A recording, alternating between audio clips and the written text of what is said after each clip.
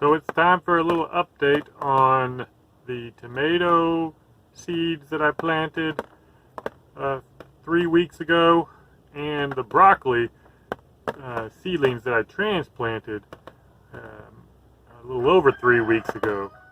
A quick note, you hear that tapping sound non-stop through this video is the rain dripping on the greenhouse. Non-stop rain all this week and more to come has been an issue that I've been dealing with, which I'll talk more about in just a minute as well.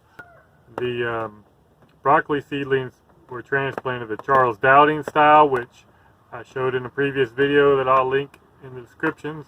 And the tomato seeds, they were planted and then I germinated them in part inside my extra super insulated outdoor heated virtually free germination station, which I showed in a previous video as well, and I will also link that in the description.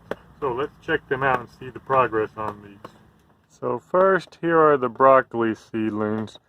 They've been doing okay, I think, but some have obviously been growing faster than others for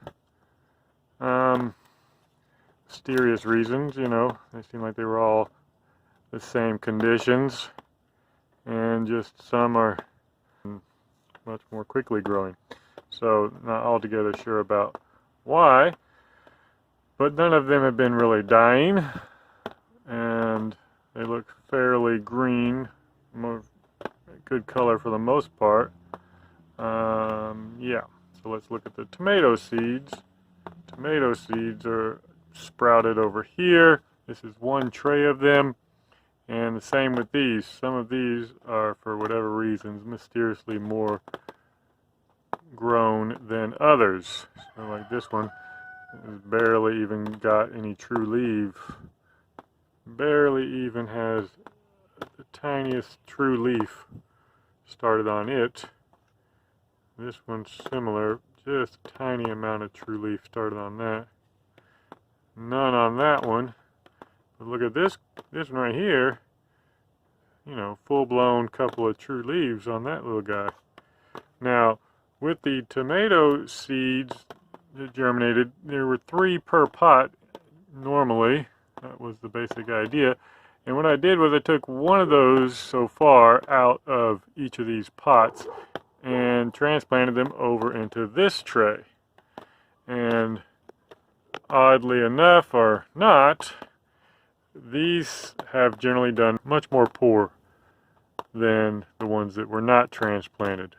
I did them also, you know, pricked them out and transplanted them like I showed for the broccoli video previously. But because these have done so poorly, it makes me quite hesitant to do more transplants at this time, although there are some other factors which I may be able to control. So those other factors that I should be able to control better for future transplants are the moisture content primarily, and the temperature as well. The main thing I've struggled with, well, I guess those are the 2 main things I've struggled with. Of course, before this week of massive amounts of rain that we've had and are still having, we had a week or 2 of major freezes, as I'm sure most of you all know and experienced. The middle of January was very, very cold, freezing. In fact, at the coldest point, it got down into the single digits, you know, less than 10 degrees Fahrenheit, according to my temperature readings outside. I didn't keep the seedlings in the greenhouse during that part of the freeze, and a couple of days after that when it was maybe in the teens during the night. I didn't want to risk all these seedlings. So you see all these seedlings behind me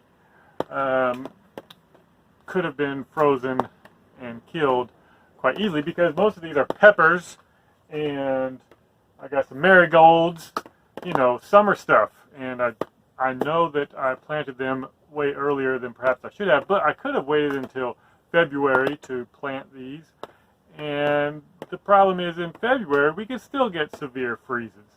And if they're in the greenhouse, then I still have the same issues. How am I going to protect them from that cold? And in previous videos, I have shown ways of mitigating the cold using passive heat techniques, passive heating techniques. And those help a bunch, but when it gets down into the single digits, I didn't want to risk it. And so I brought all of these seedlings into my house. And I got more on the shelves on this other side of the greenhouse against the brick wall, but I also brought all of those. I think it was like 20 odd trays of seedlings.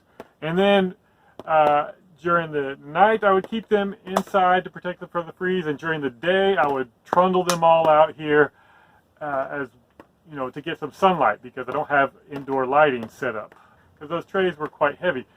But one of the reasons they were quite heavy is because they had too much moisture content, and that's the other main issue that I've been having to deal with. So here on the greenhouse, where the cattle panels are attached to the brick wall, well, attached to the boards that are attached to the brick wall, it works great, but when it rains, I don't know, it could be better, because I didn't make the plastic nearly tight enough. And so, you know, it holds water, and it doesn't leak unless you get a tear where the cattle panel rubs against plastic. But when it rains hard enough, the water drips right down here. That's not leaking per se from holes in the plastic. That's not what it is. It's actually water coming around the outside of the plastic, and you know, some from the brick wall. But anyways, when it drips right here, it hits the board, it drips down, and bam, if these seed trays are up too close to the brick wall, all that dripping will immediately or very quickly fill these seed trays with water. And so that has been a hazard for these seedlings. So here, let me show you.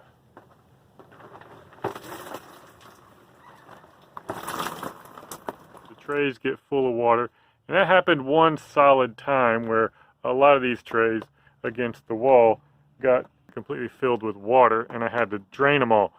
And so when you have to drain all that water off of these trays, that takes away all the soluble nitrogen that they need. At least a lot of the soluble nitrogen gets rinsed away at that point. And so that makes them have nutrient deficiency, because seedlings really like to have enough nutrients, obviously. Got all the trays now pulled away from the brick wall so that that dripping will just hit the shelf and not the plants, but they still get some splashing into them, keeping them nice and saturated, but they don't get, the trays don't get filled up anymore. You know, it's been just soaked. The air has been 100% humidity plus since it's been raining non-stop, and that has kept that soil from drying out. And so those plants have been in a super saturated environment for over a week now. And on top of that, I probably am guilty of overwatering. Let me show you the reason for that. So down here are little basil seedlings, barely starting to get their first true leaves. And you look to the left on this one, and you see the dry top corner. And so when these little pots get dried out, here's a good example back here, the top layer is, you know, quickly seems crispy, and it also seems like it's caked into a hard top layer, like clay getting baked in the sun almost. Here are some pepper seedlings, and they have some slightly dry spots on the top layer here. That is loose and crumbly. However, that wasn't always the case. I think it might be because I've crumbled some of this up by hand, poked around on there and loosened it up in the past, because whenever it gets crusty, I'm afraid that it won't allow the plant stems, the neck of the plants right at the soil line, to grow properly if this gets crusted and all stiff and hard because it's all dried out. So that probably has worried me more than it should. And as a result, I probably overwatered them. When it wasn't freezing in here during the day, you know, it would be in the 50s outside, and inside the greenhouse it would easily be in the 80s, even up into the 90s if I didn't put any ventilation in here on a nice sunny day. And the top surface of all those seedling pots would dry out very rapidly and get all crispy and brittle even. And so I couldn't really tell how much moisture was in the rest of the pots. And I didn't really want to just do bottom watering. The reason I didn't want to water from the bottom is because I knew that they get super saturated way too easily. And you know, if you leave the roots soaking in water very long, that is not good because it can turn anaerobic pretty quickly. Well, one reason it can turn anaerobic very quickly in my case is that compost that I used in these pots mixed in with the potting soil wasn't very well finished, as I've shown in another video, mixing that soil and compost half and half. And since that compost wasn't very well finished, meaning it wasn't aged very much, it was still trying to, or is still trying to, draw in a lot of oxygen. It needs a lot of airflow to continue breaking down with all those microbial processes that are occurring. They all require respiration and air. And so if those all require air, then they will steal it from the roots, which also need air to be healthy and go through all the biochemical processes that the roots need to go through. And so it would be it's like a contest, is what I've been contemplating lately, between the roots and those microbes that are trying to further break down that compost. It's a contest for the air. When it gets oversaturated with water, then the microbes have a heyday and take over a little bit too much and use up all the air, and then they can turn anaerobic on you and become relatively unhealthy for the plant. And as such, I think these seedlings have had a harsher time than they should have. So in addition to the cold, which I think that they would be able to handle the cold just fine so long as it doesn't freeze up on them, they've had this oversaturation issue. Because I didn't water from the bottom, so instead when the top crusty layer of the pots was visible from the hot sun hitting them and everything, I would sprinkle water on top and, you know, get rid of that crusty layer. But I think that the rest of the pot was still holding way more than enough water for those seedlings.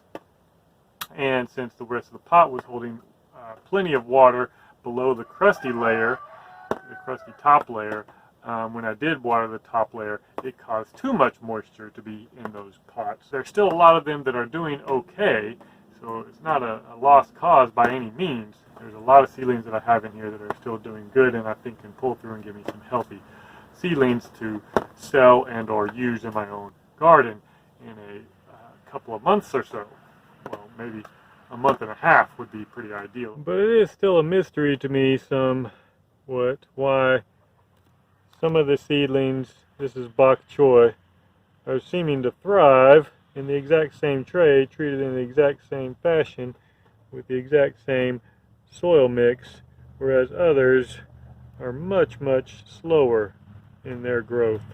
Maybe it's because actually the soil mix isn't as thoroughly mixed, and so some of it has better fertility than other parts of it. That might be the cause. That seems a pretty decent possibility, that some randomly has better fertility than other parts of the soil, and so some seedlings do better than others. Other than that, it might just be random genetic differences between the seeds. But one reason I've struggled with this issue of how much to water seedlings is because of the idea of how aquaponics works or doesn't work. I had this idea in my mind of the aquaponics the plants in the aquaponic systems, their roots, you know, being submerged underwater continuously, non-stop. And it turns out that's generally not the case. If you look into aquaponics very much in detail, you'll see that the roots are most commonly saturated with the water that has the dissolved fertilizers in the water, and then the water will be drained off the roots, and the roots will be left to hang in the dark environment. Still wet, obviously, but not covered in water anymore. And they say the main reason for that is to allow the roots to get all the air that they need, all the oxygen that they need. And then the water will again be flooded onto the roots and then drained and flooded and drained, and cycle through that every day for the aquaponics system. Or the other main system that is done large scale that I know of, they will submerge the roots in a thin layer of nutrient-rich water. A thin layer so that the bottom of the roots will constantly be in that water that is constantly cycling through the system, but the top few inches or so, maybe just a couple inches or whatever, won't be covered in any water on purpose, because they say those top inch or 2 or 3 of roots that aren't covered in water get all the air that the plant needs, all the oxygen. And so that is very interesting to consider, in addition to all the efforts that they make to keep the water saturated in oxygen through bubbling compressed air into it all the time. So all that's very interesting, in particular the idea of exposing the roots to just open air on purpose, which makes sense, but in general I haven't thought of it in that context quite, or in that particular aspect enough. And so I think of the roots in non-aquaponic systems, like in the seedling trays, they're covered in soil, and if that soil doesn't have enough air pockets in it, then they won't get enough, or it's very difficult for them to get enough air, and the microbes use all the oxygen out of the water, then bam, you have anaerobic conditions. And so, for instance, when you see these little kale plants, the only reason I can think of that they aren't thriving is because this is oversaturated with all this rain, humidity. It's not drying out, so these guys are just suffering because I think it's developed anaerobic conditions to a large extent in these little pots. But I don't think it's a lost cause for these kale. I think a lot of them will pull through. They're just struggling and taking longer than they otherwise should. Okay, so I hope you enjoyed this little video, and be sure to like and subscribe. Thanks.